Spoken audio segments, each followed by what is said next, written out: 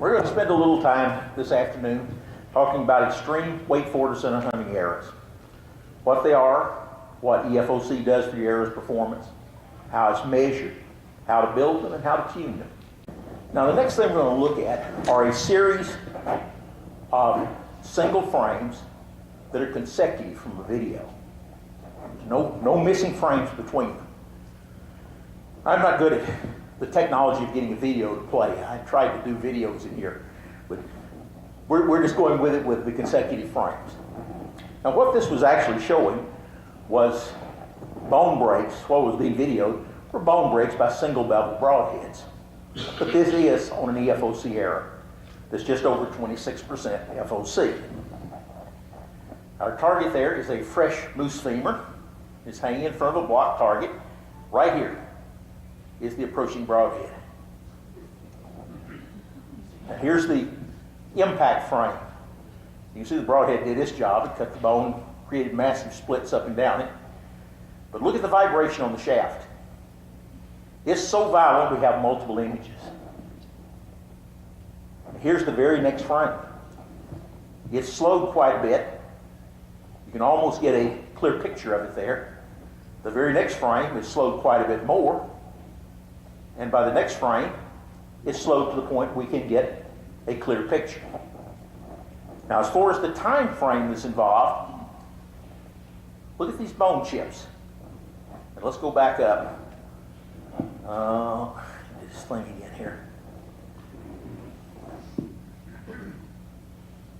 And let's go through them in faster order. You can see the movement of the bone chips.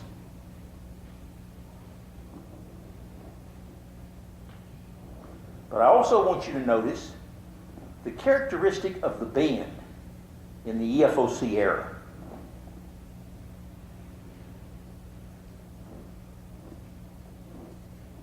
Get a good idea how it's flexing there.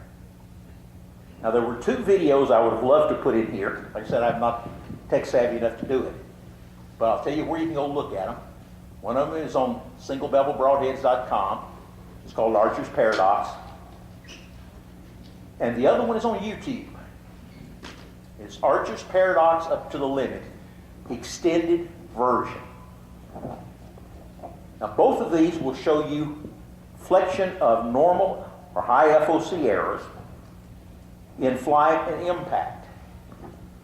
The particularly good impact one is in this second video at the 3-minute and 20-second point. They shoot a balloon that's hanging against a straw target, a round straw target. And the balloon breaks, and a big chunk of the balloon hits the target, and then it falls. And it falls, and it falls, and it's gone from the frame. And the error is still sitting there flexing and flexing, no apparent slowdown in the flexion, while that balloon is falling completely from the frame, a much greater time frame than shown for the EFOC error that we just looked at in the single frames.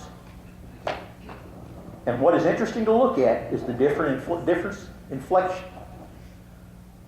Because it has a short forward lever arm and a long rear lever arm, an EFOC error on impact flexes like this.